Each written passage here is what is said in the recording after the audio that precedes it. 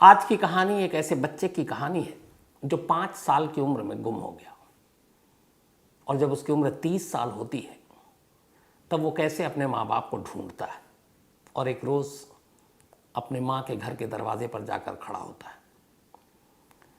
लेकिन इन 25 सालों में बहुत कुछ बदल चुका था। 5 साल की उम्र में जब वो गुम हुआ तो उसे सड़क मालूम नहीं, रास्ते मालूम नहीं, ठीक से वो बोल भी नहीं पाता था हर चीज़, हिंदी में बातचीत करता था। और 30 साल की उम्र का होने के बाद जब वो अपने माँ और अपने भाइयों के पास लौटा तो हिंदी भूल चुका था, अंग्रेज़ी वो भी ऑस्ट्रेलियन एक्सेंट में, और इधर घर वाले जिन्हें अंग्रेज़ी नहीं आती थी। माँ और भाई के सामने है 25 साल का बिछड़ा उनका बच्चा, उनका भाई, लेकिन बीच में ज़ुबान की दीवार आ गई। एक्सप्रेशन, भाव, भावनाएं तो सामने हैं, लेकिन जो कह रहे हैं वो समझ में नहीं आ रहा। क्या कुछ कैसे होता है, ये अपने आप में मुझे लगता है कि एक ऐसी कहानी है जिसे सुनने के बाद एक अजीब सा सुकून मिलता है। कहानी 1987 की है। मध्य प्रदेश के खंडवा इलाके में, खंडवा बड़ा मशहूर है ख़ास तौर पर इसलिए कि किशोर कुमार, महान गायक, उनका घर है यहाँ पर, और खंडवा मुझे जाने का मौका भी मिला है। तो इसी खंडवा में एक बेहद गरीब परिवार रहा करता था। परिवार एक मुंशी जिनका सरनेम है, उनके परिवार, उनका फैमिली। इस परिवार में एक कमला थी जो मुंशी की पत्नी, उनके 3 बेटे थे, एक का नाम गुड्डू, एक का कुल्लू और एक का सारू जो सबसे छोटा था। एक बेटी थी जिसका नाम शकीला था। बाप जो मुंशी है वो परिवार को छोड़कर पहले अलग हो चुका था 2 साल पहले, यानी 85 में। अब माँ मेहनत मजदूरी कर अपने बच्चों को पालती। एक कच्चा मकान था खंडवा के पास, वहाँ पे ये रहती। तो तीनों बेटे, बेटी और माँ अपना ज़िंदगी गुजार रहे थे। बड़े भाई की उम्र करीब 9 साल थी और उस वक्त इस उम्र में भी वो सोचता था कि अब वो शायद घर का मुखिया है, क्योंकि बाप है नहीं, माँ की मदद करता था। और इस बड़े भाई गुड्डू के बेहद करीब था सबसे छोटा भाई सारू। तो अपने बड़े भाई के साथ बाहर जाने का शौक़ था उसे। इनके घर के पास ही एक रेलवे स्टेशन था, तो अक्सर ये लोग स्टेशन के पास जाते, वहाँ पे ट्रेन के अंदर घुसते, पटरियों पे कुछ सिक्के ढूंढते, बहुत सारे लोगों के पैसे गिर जाते हैं। ट्रेन के अंदर भी घूमते टहलते चले आते। कई बार गए। सिर्फ 5 साल की उम्र थी सारू की। ऐसे ही एक रोज़ 1987 में सारू अपने भाई गुड्डू के साथ ट्रेन में चढ़ता है। ये लोग तलाश में थे कि ट्रेन में कुछ पैसे गिरे हों, किसी के मिल जाए। इत्तेफाक से कुछ मिलता नहीं है तो उस दिन गुड्डू कहता है कि चलो अगले स्टेशन पर उतर जाएंगे, वहाँ से दूसरी ट्रेन पकड़कर वापस अपने घर आ जाएंगे। वो पहले भी ऐसा कर चुका था। ट्रेन चल पड़ती है, दोनों भाई चल पड़ते हैं। अब ट्रेन जब जा रही है, थोड़ी देर में सारू को नींद आ जाती है, तो वो कहता है कि जब आएगी ट्रेन से उतरना हो तो मुझे बता देना।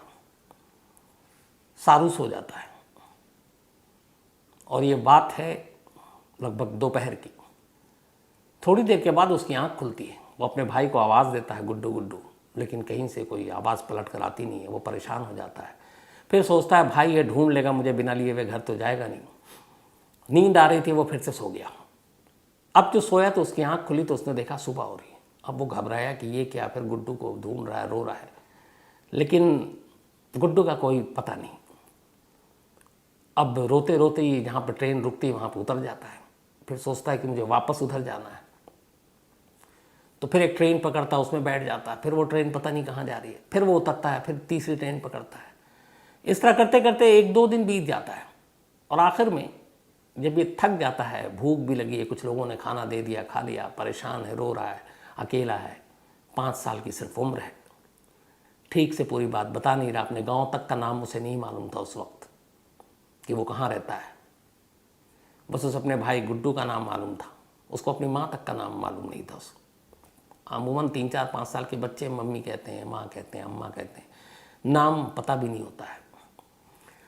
अब वो भटकते भटकते आखिरकार ट्रेन से जब उतरता है तो पता चलता है कि कोलकाता है, कलकत्ता। अब कोलकाता इतना बड़ा शहर, उसमें 5 साल का एक मासूम, उतरता है, सड़क किनारे फुटपाथ पर जाता है, कुछ लोग उसे भिखारी समझते हैं, कुछ खाना देते हैं, कुछ पैसे देते हैं। और करते करते अभी वो रेलवे स्टेशन के इर्द गिर्द ही भटक रहा, क्योंकि उम्मीद है कि गुड्डू भाई ढूंढते हुए आएंगे, उसे ले जाएंगे, तो ट्रेन से ही जाना है घर। तो पटरियों के इर्द गिर्द तभी एक शख्स मिलता है। वो उसे देखता है, अकेला बच्चा पटरी के करीब है। पूछता है, वो ज़्यादा बता नहीं पाता अपने घर का नाम, अपना नाम बताता है। तो रेलवे ट्रैक के किनारे उसकी झोंपड़ी थी, वहाँ ले जाता है, उसे कुछ खाना देता है, फिर कहता है हम तुम्हें वापस तुम्हारे घर पहुँचा देंगे। फिर उसके बाद एक शख्स और आता है, उसका दोस्त, कहता है ये घर पहुँचाएगा। लेकिन वो उस बच्चे के साथ कुछ अजीब हरकत करने लगता है, उसे एहसास हो जाता है, उसे लगता है कि कुछ गड़बड़ है। इतनी समझ उसे आ गई थी कि गुड टच या बैड टच क्या होता है। वो वहाँ से मौका देखती भाग जाता है। भागने के बाद अब वो कोलकाता की सड़कों पर है, कुछ पता नहीं क्या होगा।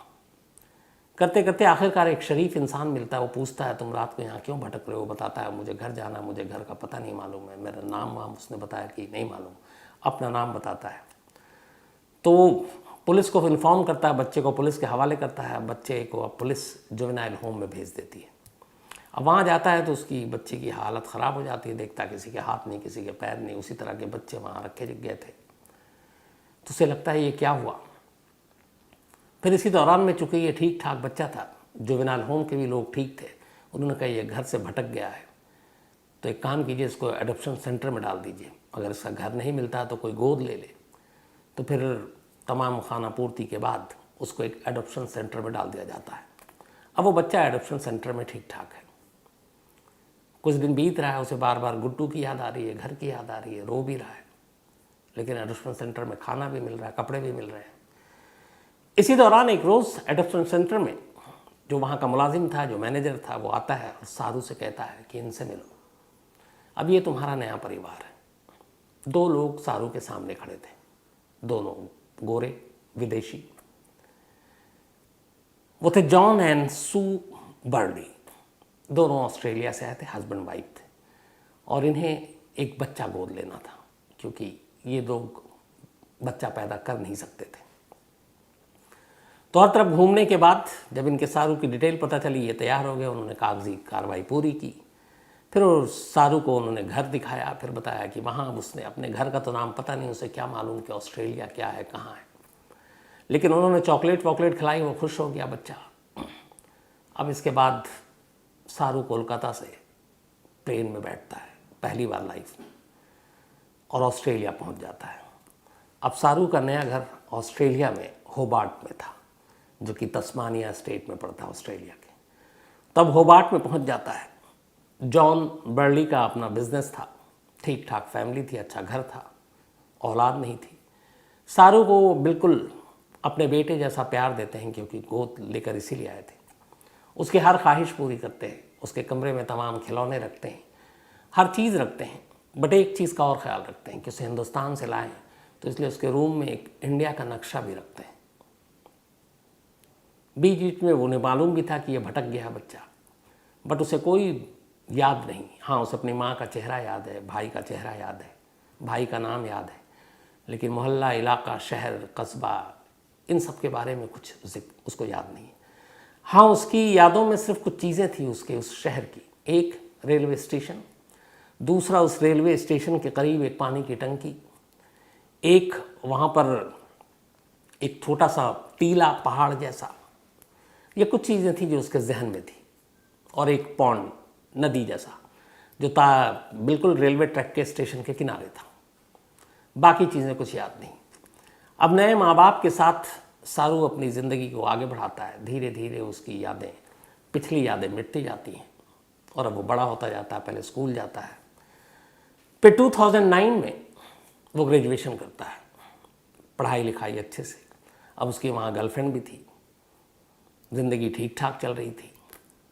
जो फादर की उसकी कंपनी थी, उसके लिए काम भी कर रहा था, बल्कि उसमें उनके वेबसाइट के लिए काम करता था, होबार्ट में ही। अब तक लगभग उसको 22 साल हो चुके थे ऑस्ट्रेलिया आए हुए, कोलकाता से। 2009 में अचानक अब उसे याद आता है। याद तो पहले भी आया कुछ कि काश मेरे माँ बाप के बारे में मुझे पता होता, मेरा घर पता होता, पर कोशिश नहीं की। 2009 में उसे याद आया, उसने कंप्यूटर कोर्स और ये सारी चीज़ें की, वेबसाइट के लिए काम कर रहा है, कि क्यों ना अपना घर ढूंढूं, क्यों ना अपने माँ बाप को ढूंढूं, अपने भाइयों को ढूंढूं, वो इलाका ढूंढूं जहाँ वो रहते थे और जहाँ से मैं गायब हुआ था। अब वहीं से इसकी तलाश 2009 से शुरू होती है। गूगल अर्थ पर जाता है, पूरे हिंदुस्तान के ऊपर से गूगल अर्थ के ज़रिए इंडिया का एक तरह से दौरा करता है, ढूंढता रहता है। अब हिंदुस्तान इतना बड़ा, कहाँ से क्या चीज़ें। बट इसे एक चीज़ पता थी, इसे माँ बाप उसे जो लेकर आए थे जिस शहर से, उसका नाम कोलकाता था। अब कोलकाता ये पहुँचता है और कोलकाता के इर्द गिर्द के तमाम इलाकों को छानना शुरू करता है कि शायद वो स्टेशन, वो पानी की टंकी, वो नदी, तालाब, ये सब कुछ दिखाई दे जाए। महीनों लगा रहता है, घंटों गूगल अर्थ पर ढूंढता रहता है, कोई फ़ायदा नहीं। फिर अचानक उसे एक चीज़ और याद आती है कि उसे अपने गांव का नाम, खंडवा में तो है लेकिन खंडवा में कुछ कहते थे, उसका धीरे धीरे वो बहुत रिकॉल करता है। तो उसे लगता है कि बी से नाम है, लेकिन वो कंफ्यूज है। बी से वो टाइप करता है गूगल में इत्तेफाक से कि कलकत्ता के आसपास कौन कौन सी जगह में, तो एक नाम आता है उसको ब्रह्मपुर, कभी आता है बदरपुर, वो दिल्ली में है, कभी आता है बुरईपुर, कभी आता है भरतपुर, कभी आता है बलवंतपुर। तब वो कन्फ्यूज़न है कि बी भी है और पूर भी है, लेकिन इसमें से कौन सा मेरा है, उसे कुछ समझ में नहीं आता। लेकिन कोशिश जारी है, लगातार ढूंढ रहा है उस डैम को, उस रेलवे स्टेशन को। वहाँ पे एक डैम भी था जहाँ पे इसका घर था।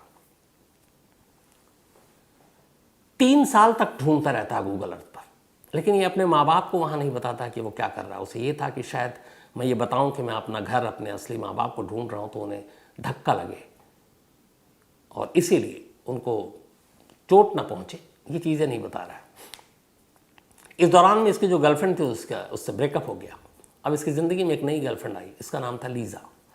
लीज़ा के बाद पास एक तेज़ रफ्तार इंटरनेट, वो सारी चीज़ें थी, उसके घर पर फैसिलिटी थी।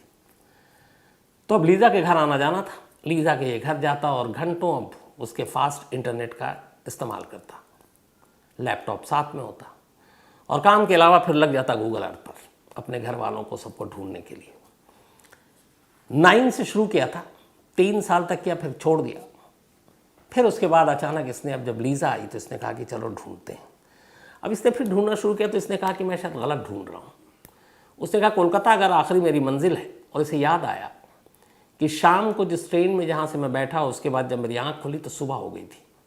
तो इसका मतलब है कि मैं जहाँ से भी बैठा और कोलकाता पहुँचा, वो जो टाइम था वो करीब 10 से 12 घंटे का था। यानी मैं उस ट्रेन में 10 से 12 घंटा सफ़र करने के बाद कोलकाता पहुंचा। उसने पूरा रिकॉल किया। अब उसने कहा कि कोलकाता को सेंटर में रख के इसके आसपास ऐसे कौन कौन से इलाके हैं जहाँ 10 से 12 घंटे में पहुंचा जा सकता है ट्रेन से। अब उसने इन सारे इलाकों को ढूंढना शुरू किया गूगल अर्थ से। अब कोलकाता के आसपास बहुत सारे इलाके, लेकिन उन सारे इलाकों को उसने गूगल अर्थ के ज़रिए देखना शुरू किया, समझना शुरू किया। कोई फ़ायदा नहीं, कुछ नहीं मिला। अब ये कोशिश चलती रही, पर उसे ये पता नहीं चल रहा है कि मेरा इलाका कहाँ है। तो 12 घंटे के आसपास जो भी कलकत्ता से दूरी पर था उसने सारी चीज़ें देख ली, लेकिन उससे कुछ मिला नहीं।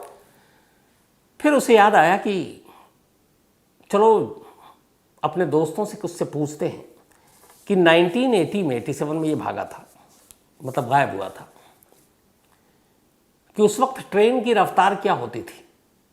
अगर मैं शाम को बैठा हूँ और सुबह पहुँच रहा हूँ कोलकाता, और किलोमीटर क्या हो सकती है। वो चूँकि मैथ का भी था, कंप्यूटर साइंस भी किया हुआ था, तो उसने कहा कि उन सारी चीज़ों को देखना पड़ेगा। तो उसने अपने कुछ इंडियन दोस्तों की मदद ली। वहाँ पे इंडियन दोस्त भी थे इसके होबार्ट में जो पढ़ रहे थे। तो उनमें से उन लोगों से उसने पूछा तो उसने बताया कि उस वक्त एवरेज जो है वो अराउंड 80 किलोमीटर हुआ करता था। इसी रफ्तार से ट्रेन चलती थी। अब उसने 80 किलोमीटर के हिसाब से और उस घंटे को डिवाइड किया मैथमेटिक्स के हिसाब से सब कुछ, तो उसे लगा कि करीब 900 से 1000 किलोमीटर की दूरी पर उसका घर है जो कोलकाता से है, कोलकाता सेंटर में है।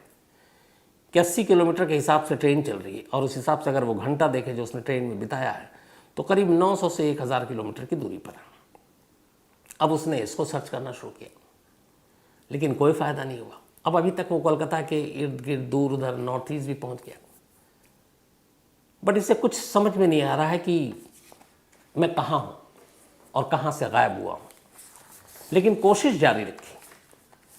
आखिरकार एक रोज सर्च करते करते अचानक गूगल अर्थ के जरिए ये एक जगह पड़ता है, एक नाम था बुरहानपुर। अब जैसे बुरहानपुर इसने नाम पढ़ा तो पहले तो उसको क्लिक किया कि मेरे इलाके का नाम ऐसे ही बी से है और कुछ पूछ। अब उसने बुरहानपुर पे गूगल अर्थ के ज़रिए जूम इन करना शुरू किया। नेटवर्क भी अच्छा, कैमरा भी अच्छा। अब जब सब कुछ ये सब किया तो सबसे पहले उसने स्टेशन को किया, वहाँ के रेलवे स्टेशन।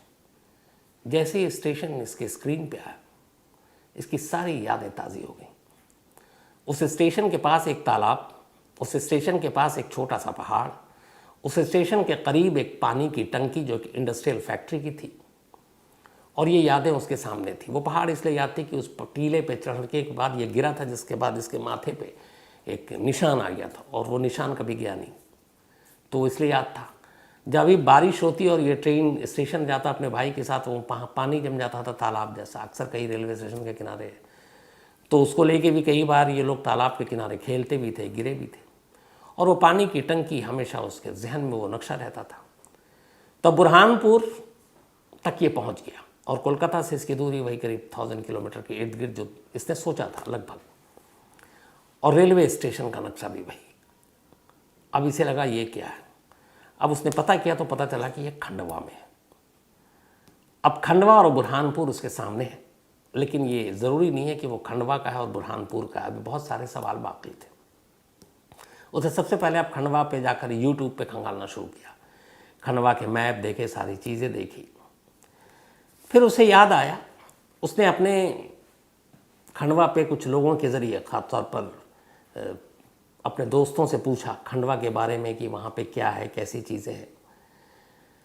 और आखिर में ये सब करने के बाद उसने अपने कुछ दोस्तों से कहा कि इस खंडवा और बुरहानपुर में एक जगह है, उस जगह का मुझे नाम याद नहीं आ रहा एग्जैक्ट। जैसे बुरहानपुर तक तो ये पहुँच गया, खंडवा ही पहुँच गया, पर बोला कि वो नाम शुरू होता है जी से, और जी के आगे जो उसने प्रोनाउंसिएशन था उसका, जो उसने कहा कि शायद कुछ गुनेस्तली, इस तरह से उसने कहा, गुनेस्तली नाम पे।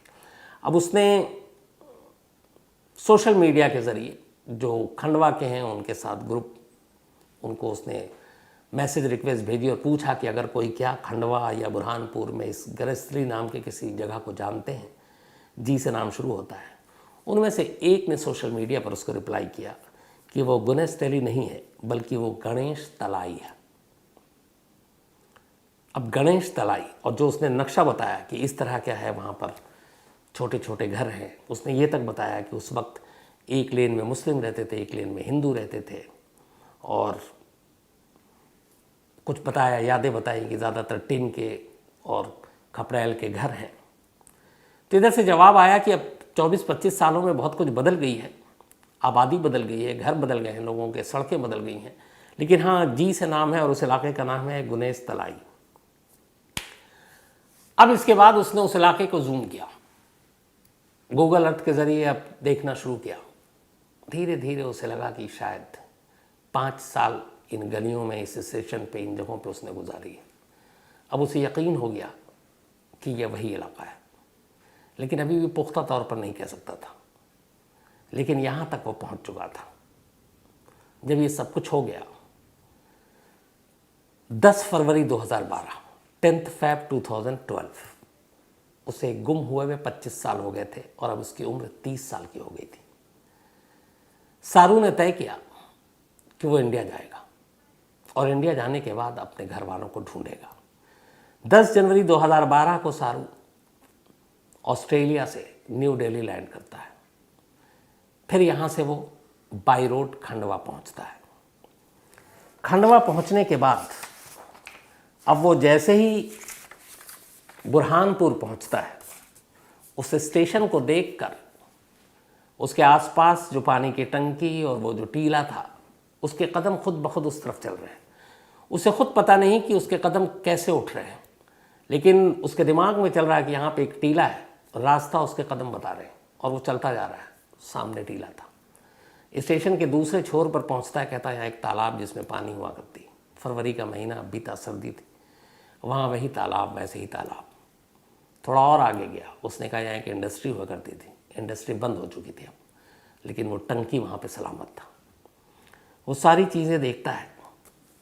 देखने के बाद अब वो फिर उसी इलाके में आगे बढ़ता है। उसे मालूम है यहाँ से कितनी दूरी पर उसका घर है। उसके कदम आगे बढ़ते जा रहे हैं। आगे बढ़ने के बाद एक टूटे फूटे मकान, टिन का छत और मिट्टी का घर, वहाँ जाकर उसके पैर रुक जाते हैं। अब वो वहाँ खड़ा है, बैक पीठ पे है और लगातार उस घर को घूर रहा है। उस घर से कोई नहीं निकलता। उस घर के पड़ोस में रहने वाली एक महिला बाहर अपने एक बच्चे को गोद में लिए खड़ी हुई है और उसे घूरी जा रही है कि एक आदमी, एक इस तरह का एकदम लग रहा है विदेशी टाइप, वो यहाँ खड़ा हुआ है, कई मिनटों से खड़ा हुआ है, घूर रहा है। तो उसने उससे कुछ पूछा। अब उसे हिंदी नहीं आती, इस महिला को इंग्लिश नहीं आती, तो उसने कई बार पूछा इशारे में, उसे कुछ समझ में नहीं आया। तभी उसने किसी और को बुलाया जो टूटी फूटी इंग्लिश बोलता है।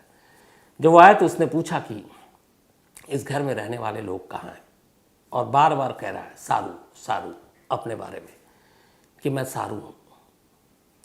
सारू नाम सुना तो वहाँ एक शख्स चौंक गया। वो आया, उसने कहा, तो उसने कहा सारू। तो उसने बचपन की अपनी फ़ोटो निकाली, जो फ़ोटो उसके नए माँ बाप ने शायद खींची होगी, दी होगी, और जब वो 5 साल का ही था।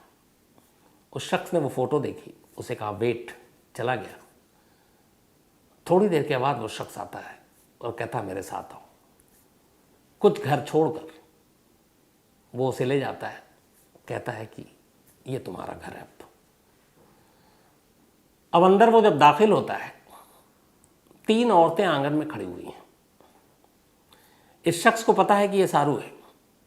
ये कहता है कि इनमें से ही तुम्हारी एक मदर है, पहचानो। वो पहली लेडी को देखता है, कहता नो। दूसरी को देखता है, कहता नो। तीसरी को देखता है, तब तक वो तीसरी खुद ही आगे बढ़ती है और उसे गले लगा लेती है। माँ अपने बेटे को पहचान चुकी थी, बेटा अपने माँ को पहचान चुका था।